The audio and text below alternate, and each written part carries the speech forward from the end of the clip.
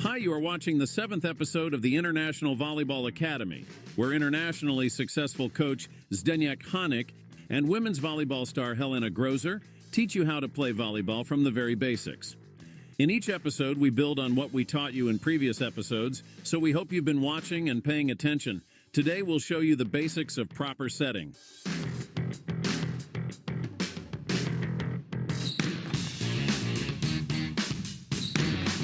A sample of top volleyball, where a Brazilian setter performs a set and combination called a pipe. It kind of previews what we want to teach you next.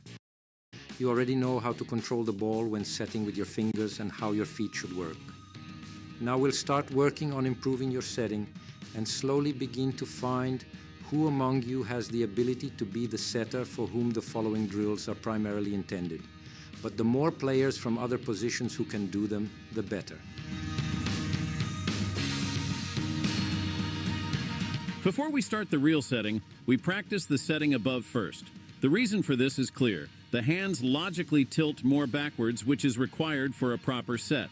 It is always helpful to include a basketball because, as we mentioned in the first two parts, its weight helps to push the thumbs down better. And then, the endless cycle of setting above yourself begins, which the player just has to endure. Unfortunately, otherwise you will never become a good volleyball player. So grit your teeth and go for it. The result will be worth it. We can try it at the wall, which mercilessly gives feedback on the vertical flight of the ball, and again we can help ourselves with a basketball. Then we start combining setting above us with setting in front of us. First individually, after all, it is an advantage if the player can do certain exercises alone than in pairs or trios. We play with different variations, with the movement under the ball, in a sitting position, which are such exercises designed more for the warm-up, with the head, which is again important as a certain variety, and then we can add a second ball.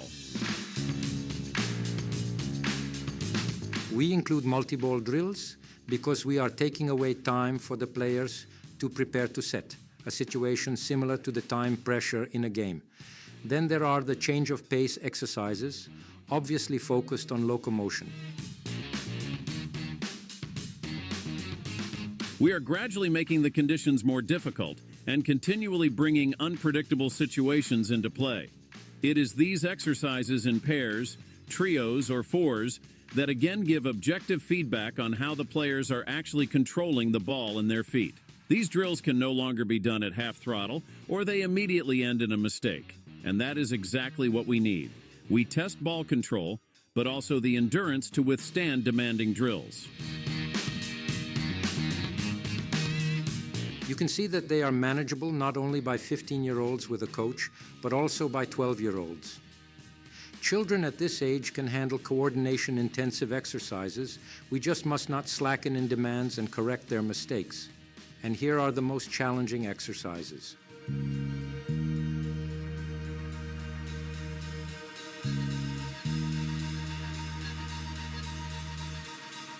For future setters, the following applies.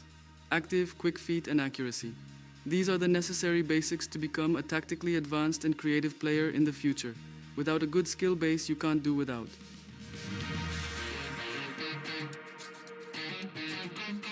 And of course, we have to spice up the training with game forms. The guys need that.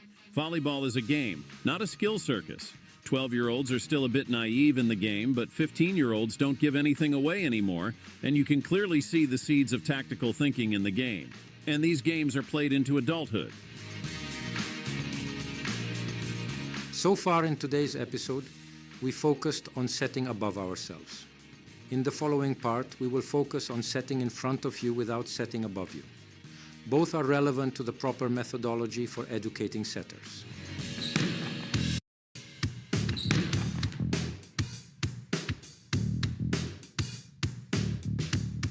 First, we learn how to set the ball in front of us. It's not a proper set yet, like in the introduction shots, because during the proper set, we set the ball at an angle in a different direction than the incoming ball.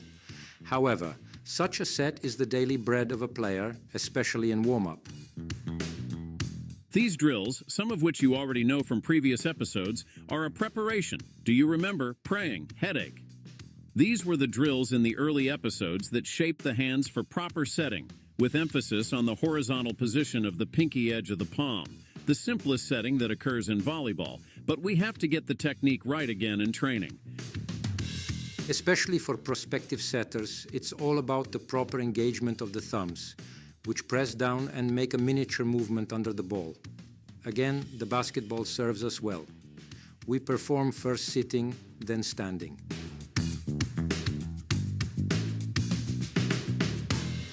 And then there are the thousands of sets in pairs that players perform every practice or as part of pre-game warm-ups into adulthood. These very simple sets don't put the player under time pressure. So we create training drills to create that pressure. For example, 2 basketball drills, not forgetting to move the feet consistently under the ball.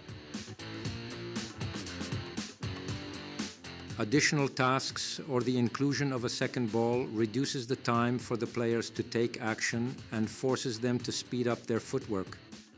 And then there's the 2-finger exercise.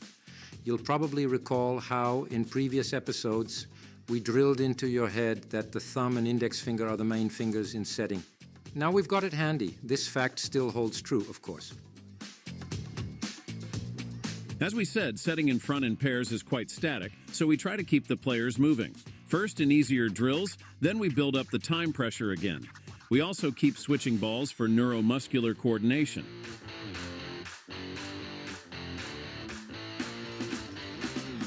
Experience has taught us that modern volleyball is all about time. That's why we steal it from the players in training to prepare them for the difficult situations that await them in the match.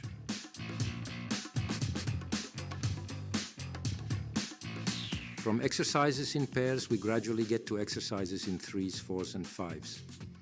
However, regardless of the number of players, we still develop setting in front of ourselves, not at an angle, as in a case of proper setting. The point of all these drills is to work on 2 basic things that are essential parts of a good setter's skills. First, movement under the ball so that the setting can be done in a relaxed manner after the previous movement. And second, pressure for accuracy. Without accuracy, all these drills fall apart immediately.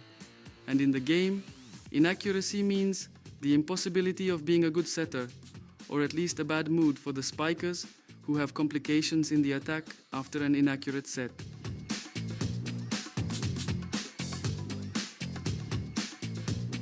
And all these drills themselves develop the mentioned skills without our unnecessary coaching instructions. And then there is the ever-repeated but always valid principle that every training session should include preparatory games. So far simple and a bit banal, but important in terms of emotional experience. These games will gradually become more and more like the real game. Even these professional players have done hundreds of hours of drills, as well as a huge variety of preparatory games. And don't worry, a real volleyball pass is coming soon.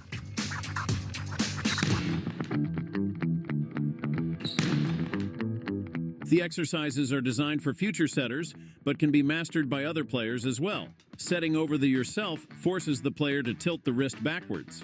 The overhead set is combined with the forward set. Setting in front of you is not yet a proper setting because it is done in the same direction as the incoming ball. It is a basic set used primarily in warm-ups. For setting above yourself and in front of you, we use individual drills, pairs, triples, 4s, and 5s. Multi-ball drills shorten the player's time to assess the situation. We use game forms or preparatory games in every practice.